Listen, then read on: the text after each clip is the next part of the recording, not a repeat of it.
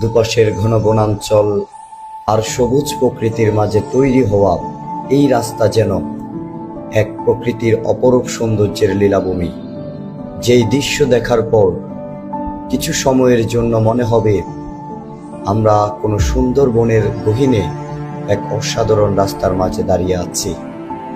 আমরা এই মুহূর্তে আছি মিশরের অর্থনৈতিক অঞ্চলের একেবারে 22 কিলো পর যেই মেরিন ড্রাইভটা আছে এখান থেকে শেষ পর্যন্ত সেই 22 কিলোমিটারের লাস্ট যে অবস্থানটা সেটা হচ্ছে যে ডোমখালি। এই জায়গার সৌন্দর্য হচ্ছে যে পূর্ব পাশেও ম্যানগ্রোভ বন, এই পাশেও পশ্চিম পাশেও ম্যানগ্রোভ বন, দুই পাশেই কিন্তু ম্যানগ্রোভ বন। এটা এই জায়গার সৌন্দর্য এবং এটা একবারে লাস্ট পজিশন মিশর অর্থনৈতিক অঞ্চলের।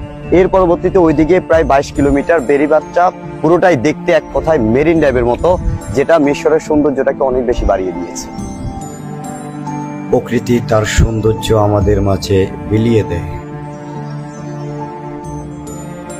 আর আমরা সেই সৌন্দর্যের খোঁজে পৌঁছে যাই ডোমখালি সমুদ্র সৈকতে, যেটা সমুদ্র সৈকত নয়, এক কথায় সুন্দরবন প্লাস সমুদ্র দুটারই প্রতিচ্ছবি এর মাঝে আমরা খুঁজে পাই।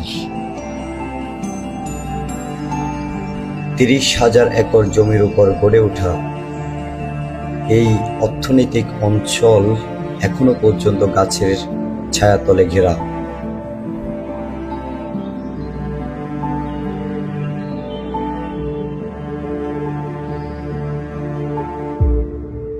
সো আমরা আছি এই মুহূর্তে ডোমখালি সমুদ্র সৈকতে। এই অর্থনৈতিক অঞ্চল পুরোটা জুড়ে এরকম জায়গার অভাব নেই। পুরো 22 কিলোমিটার এই রাস্তাটা অনেকটা মেরিন ড্রাইভের ফিল আপনাকে দিয়ে দিবে। আপনারা যারা আছেন তারা অবশ্যই এই জায়গায় আসবেন, ভিজিট করে যাবেন। চট্টগ্রাম শহর থেকে বা ঢাকা শহর থেকে বর্তাকিয়া বাজারে নেমে সরাসরি সিএনজি পাওয়া যায়, সেই সিএনজি নিয়ে 100 টাকা জনপ্রতি নিবে, একেবারে 0 পয়েন্টে চলে আসবেন। এর পরবর্তীতে আপনারা এসে পুরো অর্থনৈতিক অঞ্চল ঘুরে যেতে পারবেন।